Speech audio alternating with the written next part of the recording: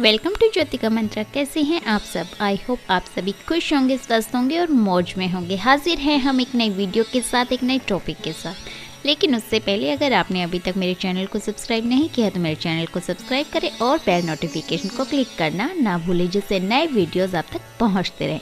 और अगर वीडियोज़ अच्छे लगते हैं तो इन्हें लाइक और शेयर अवश्य करें। तो चलिए चलते हैं हमारे आज के टॉपिक के। आज हम आपके लिए लेकर आए हैं पौष पुत्रदा एकादशी व्रत की कथा।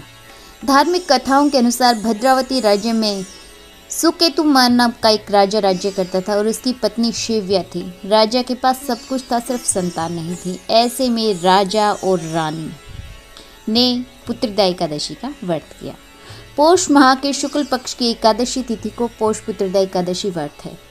इस साल यह 21 जनवरी को यह व्रत रखा जाएगा। आपको बता दें कि यह व्रत भगवान विष्णु को समर्पित होता है और इस दिन व्रती एकादशी व्रत रख के भगवान विष्णु और माँ लक्ष्मी की पूजा करते हैं।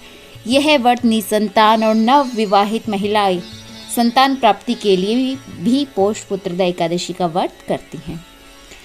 तो जो पौष में हमें शुक्ल पक्ष की एकादशी व्रत रखने से व्रती को सुयोग्य संतान की प्राप्ति होती है। अगर यह कोई व्रत रखता है तो उसे पुत्रदा एकादशी की व्रत की कथा भी सुननी चाहिए।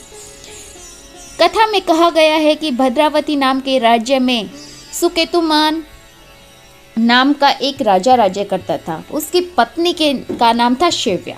राजा के पास सब कुछ था, सिर्फ और सिर्फ उसे एक संतान की कमी थी। इस बात से राजा बहुत परेशान था। ऐसे में राजा और रानी उदास और चिंतित रहते थे। राजा को इस बात का डर सताता था कि मरने के बाद उसका अंतिम संस्कार और पिंडदान कौन करेगा। ऐसे में एक दिन राजा ने दुखी होकर आत्महत्या करने का मन बना लिया।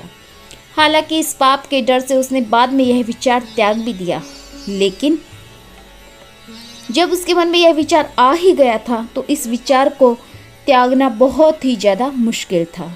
लेकिन इसके बाद से राजा का राजपाट में मन नहीं लग रहा था, जिसके कारण वह जंगल की ओर चला गया।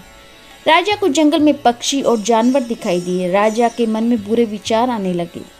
इसके बाद राजा दुखी होकर एक तालाब किनारे बैठ गए। तालाब के किनारे ऋषि मुनियों के आश्रम बने हुए थे। राजा आश्रम में गए। ऋषि मुनि राजा को देखकर बहुत प्रसन्न हुए।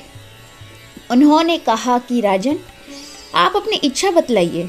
राजा ने अपने मन की बात मुनियों को बताई। राजा की चिंता सुनकर मुनि ने कहा कि इसका एक समाधान है। इसके लिए आपको एक पुत्रदा एकादशी के व्रत रखना होगा। मुनियों ने राजा को पुत्रदा एकादशी का व्रत रखने के लिए कहा। राजा ने उसी दिन से इस व्रत को रखा। द्वादशी को इसका विधि विधान से पारण किया।